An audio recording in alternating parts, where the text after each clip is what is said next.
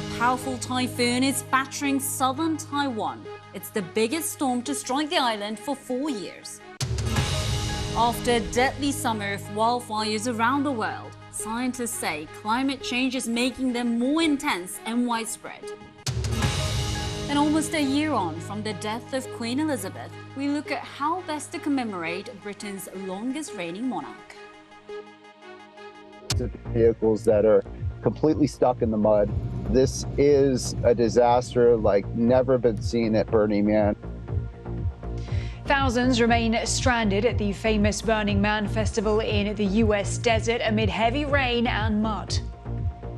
And what's the UK's plan for more than 100 schools which have been forced to close buildings because of crumbling concrete as children return from the summer break? Several weather warnings have been issued across Spain as heavy rain causes major flooding across parts of the country. Maximum red weather alerts have been in place in the Madrid, Toledo, and Cadiz regions.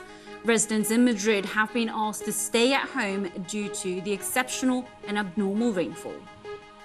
Australia says it will send additional police to the Solomon Islands to boost security for the Pacific Games in November and keeping them there until June to assist with the general election.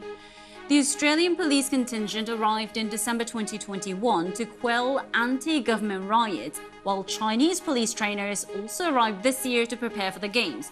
China has donated and constructed stadiums and other venues for the Games. Now, the boss of one of the world's largest supermarket chains, Tesco, has called for laws to be toughened to protect shop workers from increasing attacks. Ken Murphy told a Sunday newspaper that physical assaults against his staff were up a third on the same time last year.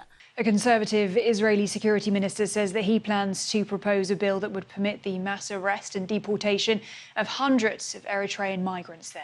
The comments follow violent clashes on the streets of Tel Aviv on Saturday between supporters and opponents of the Eritrean government.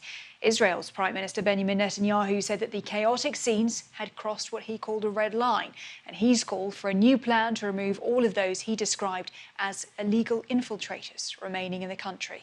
India has switched off its moon rover after successfully conducting a list of experiments. India's space agency said on X, formerly known as Twitter, that it was set to sleep mode, adding it hopes to eventually wake it back up for another set of assignments. India's Chandrayaan-3 was the first spacecraft to reach the lunar South Pole just over a week ago. Torrential rains have swept across Spain, with residents in Madrid advised to stay at home. Large areas of the countryside in the Castellón have been flooded, and emergency services sent text messages to residents of Madrid advising them not to use their vehicles. La Liga football division suspended the match due to take place between Atletico Madrid and Sevilla in Madrid due to the alert. To Argentina now, where the World Cup of Tango danced off in Buenos Aires. Argentina took home the top prize in both the salon and stage categories. These are the pictures of the couple that won the competition, with couples from all over the world taking part in the event. You're live with BBC News. Residents and visitors in Key West, Florida, have gathered on Sunday to pay tribute to the late singer-songwriter Jimmy Buffett.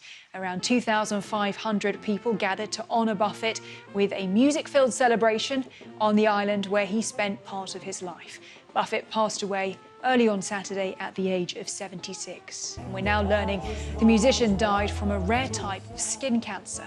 Buffett continued to perform during his treatment, with his last show a surprise appearance in Rhode Island in early July.